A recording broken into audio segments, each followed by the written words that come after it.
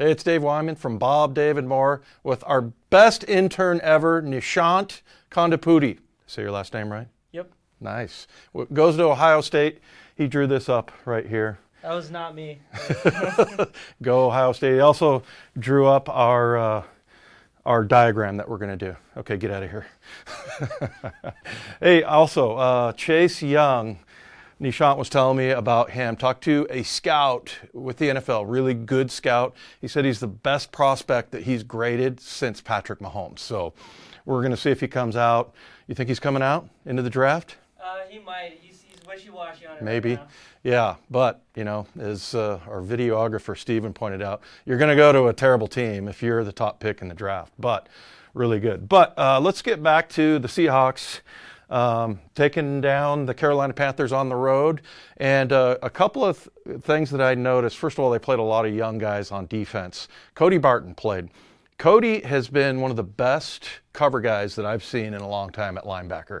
Watching him during camp and just has just a sense for it. And, you know, that's really what it's all about.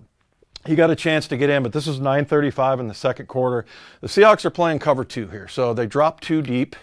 We all know this from this program.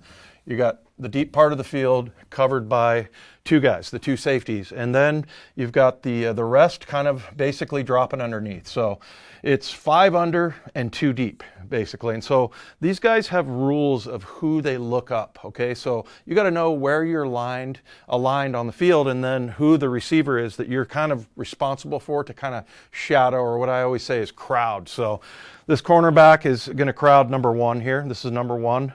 From outside in, you count. This is number 2 right here. And this is number 3 right here. And then on the other side, it's 1 and 2. So these guys all drop accordingly so that you're kind of like shadowed wherever those 5 guys release. And so Cody does a great job on this play and would have gotten a pick, but Bobby Wagner tipped the ball down. And of course, that was a great play by Bobby. But on this play, what happened is Cody read pass right away because the tackle and the guard both took a step back. Bobby and KJ bit up a little bit because it was play action, and Cody went right back to get under number 2 here. And number 2, this wide receiver, just kind of ran a little post route, just a subtle, what they call a skinny post, not a hard post, so it was a little bit more of a lesser of an angle, kind of like that. Cody dropped back and got right underneath that, and he read it right away and just started backpedaling and got in that lane. So what you want to do is you want to get in this passing lane right here, and if you don't intercept the ball, you want the quarterback to have to put air on the ball, so it gives it a little bit more time for the safeties to get there. So Cody, he kind of went, oh man, I mean, great play by Bobby, of course, knocking the ball down, but if he doesn't knock that ball down, I'm pretty sure Cody Barton gets his first pick. There's another similar play in the fourth quarter near the end, and so same thing.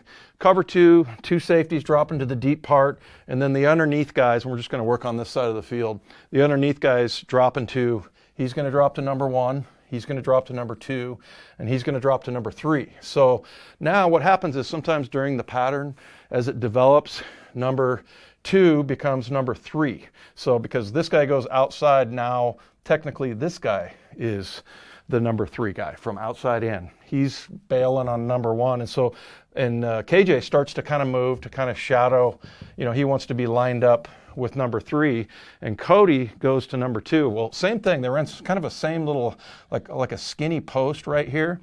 And Cody drops to a point, and this is where I say I think he has great sense of how to play pass coverage, is that he drove right to the point where the ball, if it would have been completed, would have gone, and it would have been another interception. But, you know, if he would have thrown it right here, but I think the quarterback, Kyle Allen for Carolina, he saw that, you know, Cody was breaking on this ball, and that if he'd have thrown it to this point, it would have been picked off. So it ends up going behind the receiver. So really, I think Cody Barton had a chance for 2 interceptions for a rookie in one game. That would have been amazing. We know KJ got 2 interceptions.